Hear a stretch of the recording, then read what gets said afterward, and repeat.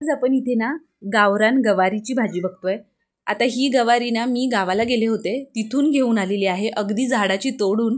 आणि झाडाची तोडून एखादी भाजी आपण जेव्हा घेऊन येतो ते करण्याची एक्साइटमेंट आणि तो आनंद काही वेगळाच असतो। तर बघा आता ही गावरान गवारी आहे, कुशीची गवारी म्हणतात काही ठिकाणी, पण ही चवीला एक नंबर लागते। आता त्यासाठी आपल्याला काय करायचंय, मी ह्या गवारीला एकदम फ्रेश गवारी आहे, मी स्वच्छ धुवून घेते।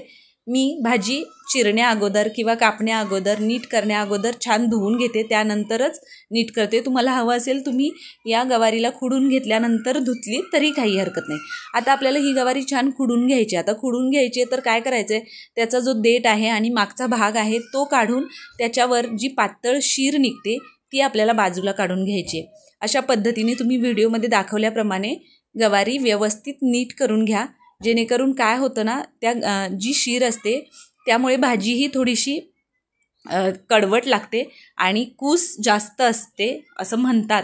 आता माहीत नाही आपल्याला, आपण छान नीट करून घेऊया, दोन्ही बाजूनी ही शीर काढून घेऊया आणि साधारण मीडियम आकाराचे मी याचे तुकडे करून घेते। तुम्हाला हवं असेल तुम्ही बारीक जरी तुकडे केले तरी काही हरकत नाही, पण एक गोष्ट लक्षात ठेवायची की ही गवारी आहे ती हातानेच नीट करून घ्यायची, चाकूने कापायची नाही। कारण आपण चाकूने कापल्यामुळे त्याची जी शीर आहे ती आपल्याला काढता येत नाही, हाताने खुडून घेतल्यावर व्यवस्थित आपल्याला त्याला नीट करता येते। तुम्ही बघू शकता साधारण एवढ्या आकाराचे मी तुकडे केलेत आणि ही आपली जी त्याची शीर आणि मागचा देठाचा भाग आहे तो काढून टाकलाय। इथे माझी संपूर्ण गवारी छान नीट करून झाली आहे, तुम्ही बघू शकता अशा पद्धतीने मीडियम आकाराचे मी तुकडे करून घेतलेले आहेत।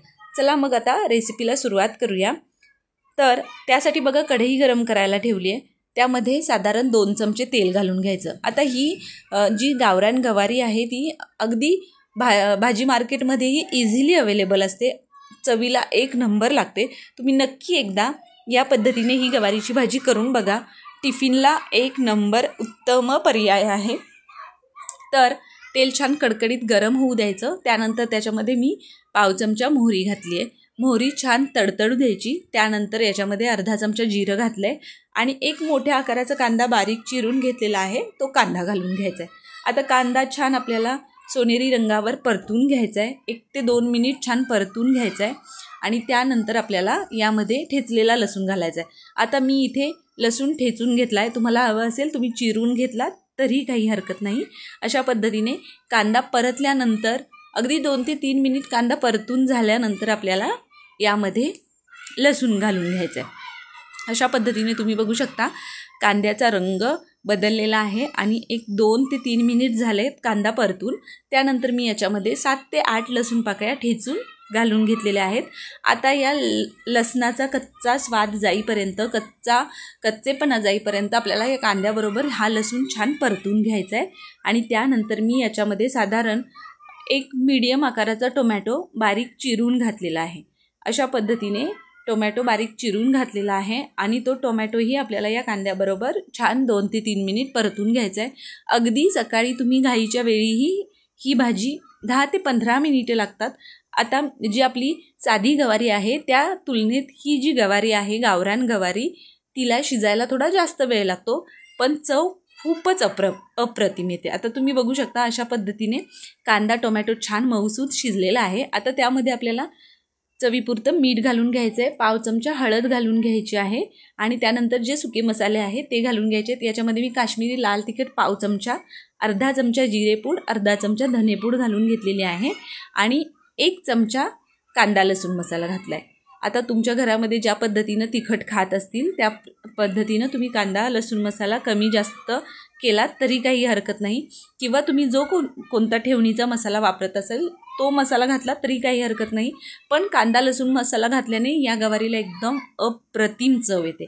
आता त्यानंतर जी आपण खुडून घेतलेली गवारी आहे ती घालून घ्यायची आणि साधारण अर्धी वाटी एवढं पाणी मी घालून घेतलेलं आहे।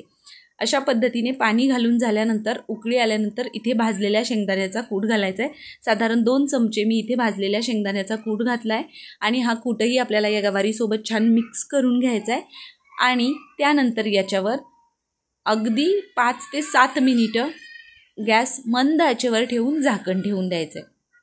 आता मी साधारणपणे एक 10 मिनिटं 10 ते 12 मिनिटं गॅस मंद आचेवर ठेवून झाकण घातलं होतं आणि त्यानंतर तुम्ही बघू शकता पाणी आपलं 90% पूर्णपणे आटलेलं आहे भाजीतलं आणि आपल्याला ही भाजी सुकी करायची आहे, त्यामुळे एवढंही पाण्याचा अंश आपल्याला याच्यामध्ये नको आहे. म्हणून साधारण अजून 2 ते 3 मिनिटं या भाजीला अजून परतून घेऊ, हे पाणी पूर्णपणे आटवून घेऊ आणि त्यानंतर ही गवारीची भाजी आपल्याला टिफिनसाठी रेडी होईल. तुम्हाला जर थोडीशी रस्सा या भाजीमध्ये हवा असेल, म्हणजे थोडीशी रस्सा भाजी हवी असेल, तर तुम्ही या ठिकाणी गॅस बंद केला तरी काही हरकत नाही. भाजी आपली ऑलरेडी तयार आहे. आता गवारीही दाखवली मी, गवारीही परफेक्ट शिजली आहे आणि त्यानंतर मी अजून 2 मिनिटं ही भाजी छान परतवून घेतली, पाणी पूर्णपणे आटवून घेतलं आणि तुम्ही बघू शकता किती अप्रतिम ही भाजी दिसते आणि त्याचा जो सुगंध आहे तो एवढा अप्रतिम घरामध्ये येतो आहे आणि छान भाजी तयार झालेली आहे. आता खूप सारी बारीक चिरलेली कोथिंबीर घालून घेऊया, छान मिक्स करून घेऊया आणि ही भाजी आपल्याला टिफिनला देण्यासाठी चपातीबरोबर, भाकरीबरोबर, ज्वारीच्या भाकरीबरोबर किंवा जर डाळ भात वरण भात असेल त्याच्याबरोबर साईड डिश म्हणून एक नंबर लागते. खूप सोपी रेसिपी आहे. तुम्ही नक्की या माझ्या पद्धतीने ही गवारीची भाजी एकदा करून बघा. तुम्ही नेहमी याच पद्धतीने ही भाजी कराल, एवढी चवीला ही भाजी खूपच छान होते. चला तर मग ही आपली झणझणीत गावरान गवारीची भाजीची रेसिपी तुम्हाला कशी वाटली मला कमेंट करून नक्की सांगा. आणि जर तुम्हाला आपल्या रेसिपीज आवडत असतील तर आपल्या आदिश्री रेसिपी चॅनलला सबस्क्राईब करा आणि त्याचबरोबर बेल आयकॉन प्रेस करून ठेवा, जेणेकरून इथून पुढे येणाऱ्या छान छान चमचमीत झणझणीत अशा रेसिपीच्या नोटिफिकेशन्स तुम्हाला मिळतील आणि त्या सगळ्या रेसिपीज तुम्हाला ट्राय करून बघता येतील.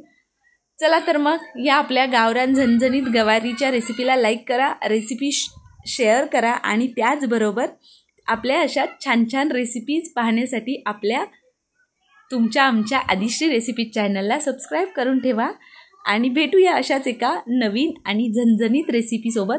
तोपर्यंत आपल्या रेसिपीज ट्राय करा आणि मस्त मस्त मस्त मस्त खात राहा. त्याचबरोबर ही गावरान गवारीची भाजी ट्राय करून मला नक्की कमेंट करून सांगा की तुम्ही बनवलेली झणझणीत अशी गवारीची भाजी कशी झाली आणि ती तुम्हाला आवडली का. मला कमेंट करून सांगायला अजिबात विसरू नका आणि आपल्या खूप साऱ्या सिरीजही येत आहेत, त्यामुळे आपल्या चॅनलला सबस्क्राईब करून ठेवा.